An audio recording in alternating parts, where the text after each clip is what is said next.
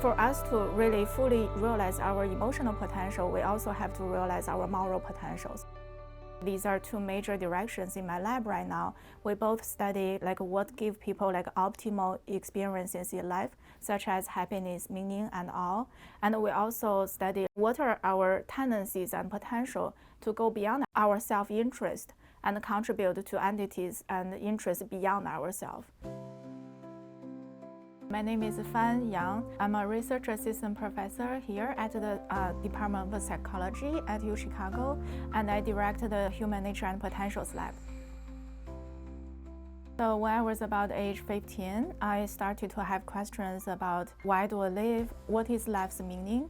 So I was looking around desperately for answers. So I searched in books, and I just couldn't find satisfying answers anywhere. My lab right now actually studies what gives people a sense of living a happy and meaningful life.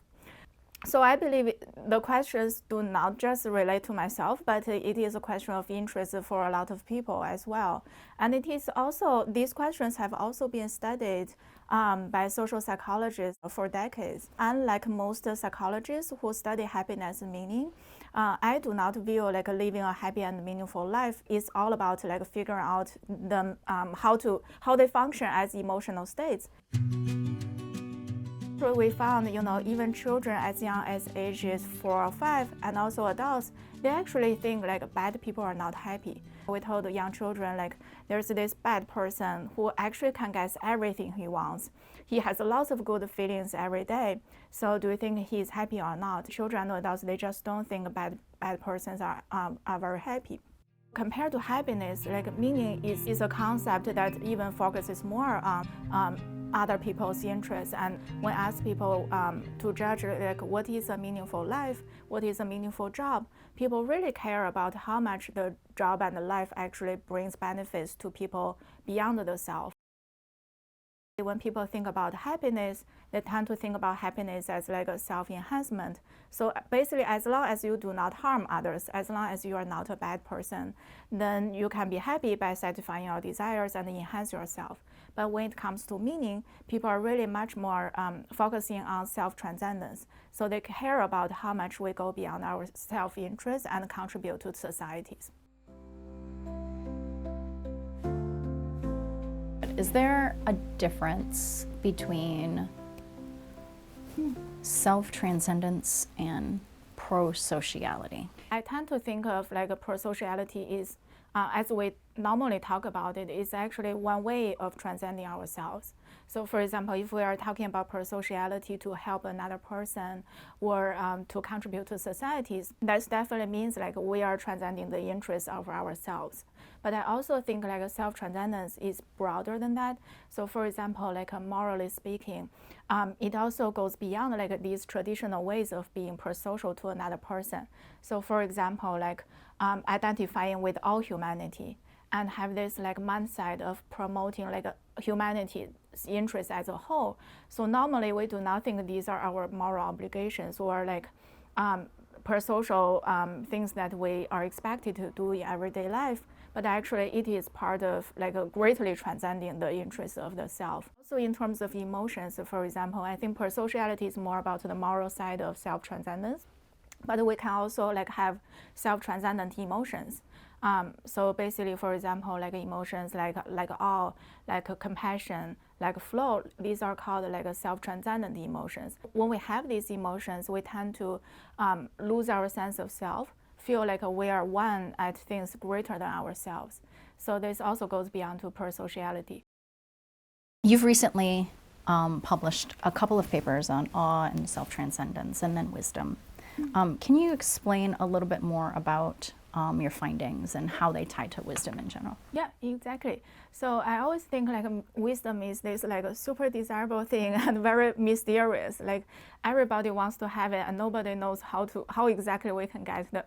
So I think in the field there have been theoretical views and also findings showing negative experiences in life, such as some even very traumatic experiences can actually surprisingly help people to gain wisdom if people learn from these negative events.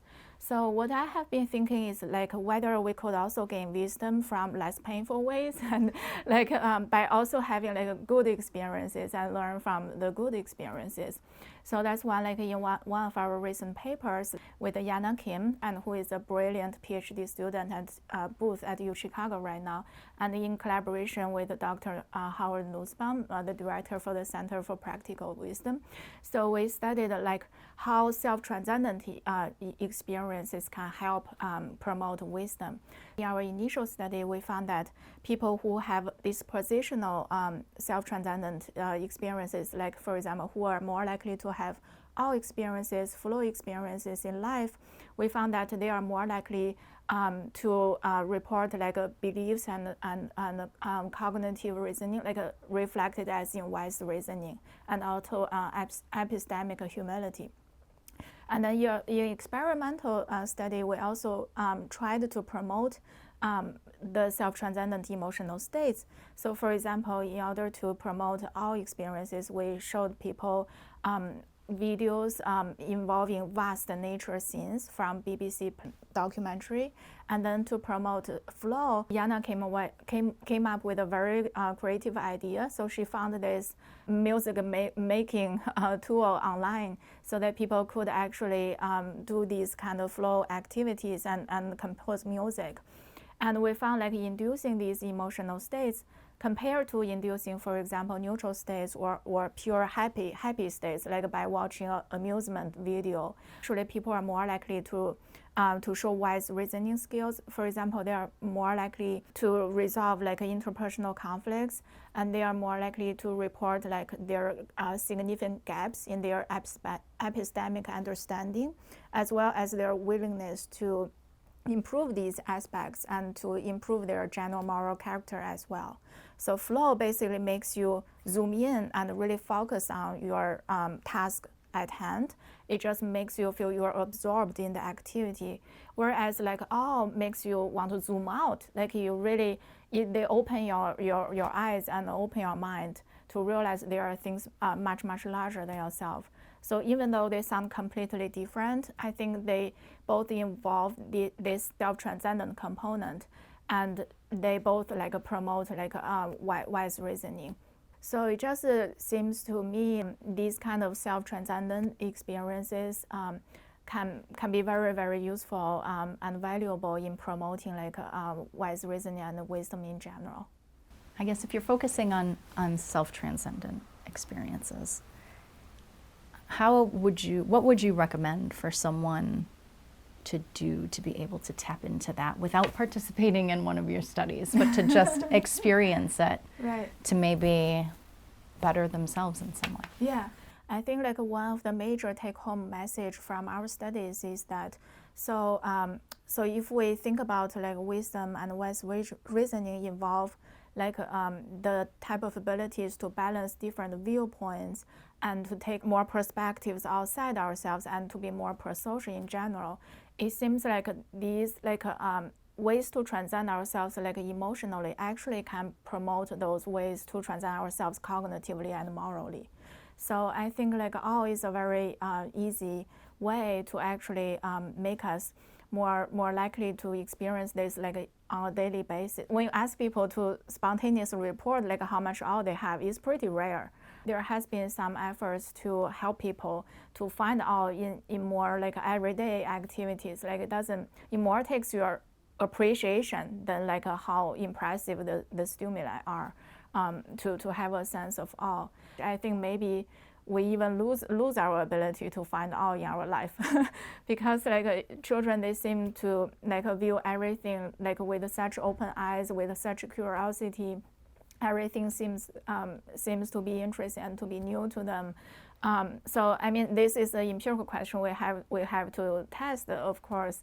But at least we show like even from very young, we are able to find awe and appreciate awe. So that means like this could be a very effective way for us to gain it from everyday life and across different age groups. And also, I mean, like flow activities also. So these so basically the hypothesis is, I think, by constantly having like these more self-transcendent emotional states, perhaps we could be more likely to be able to cognitively to go beyond our own perspectives, and also like morally to go beyond our self-interest as well. So here's the toughest question. You've been thinking about happiness and the meaning of life since you were a teenager. Yeah. And you've been studying it now. Do you find yourself in your work happy and meaningful? I think like I have been changed a lot by my research, and that's also one of the motivations for why I want to keep doing it, because I feel I have benefited so much from it. So for example, like children's view about happiness really have greatly shaped my own view about happiness. Like I really just thought about happiness just as, like as feeling good. So, but we know like Aristotle has this deeper view about happiness is also about being good. And I couldn't believe it, like when I heard, I tested my first participants, they were all 4-year-olds. They just said, that mean person was not happy, even though like we said, the person could get everything he wanted. I really couldn't believe it. I had to ask them to repeat. But after 3 children, then I totally believed it. It just seems to me like such a deeply rooted idea. Like happiness in somehow is just intertwined with our sense of morality in our mind. So I guess like it's even very hard for people to imagine, like an evil person being truly happy. So when we think about happy persons, we tend to think of them as smiling. We tend to think of them maybe a very nice one. So I mean, it's just it totally. I know we didn't directly test it, but the implication for me is like I really feel, perhaps I shouldn't just think about directly pursuing happiness, but I should think more about like, am I being a good person? Am I living a good life? So that shifted my my energy and my goals in my life to be more about things like what I should value. Are these good? Not just about like are these desirable or are these like make me feel good. I just hope like my work can help like change on one hand like our conceptions about our thinking about the children. So they are not as simple as we think. Like they have like more fundamental needs, even these higher level kind of emotional needs. But also on the other side, I feel like studying these questions among children and finding these results also can change us. Also can change our understanding about these topics themselves. So basically, these are not, like a really high level these or luxury things in life, but actually they are just available to everybody. They are needed by everyone, like even from very early in life. So I feel these just start to fundamentally can change our views about like how the nature and the origins about these things. So for example, Maslow actually think like self-actualization and self-transcendence, they are kind of the highest level of human development, and they typically come like only at the very end of life and only for a very small percentage of people. So I think I'm just turning that view upside down. So I actually think, so we all have seeds for these things. And I think it's not just 1%, I think it's actually 100%. So we all have this potential to have these. And I hope like my work by studying children's view about these, I hope like we can just show and also find ways to help bring the best within us to help everybody to realize their potential. So I hope long-term speaking, I really hope like the field can be more collaborative in studying these questions, and I hope my work is just one small step for that giant leap in the field. I'm Jean Metelsky-Boulware, and this has been a conversation on wisdom with Fan Young.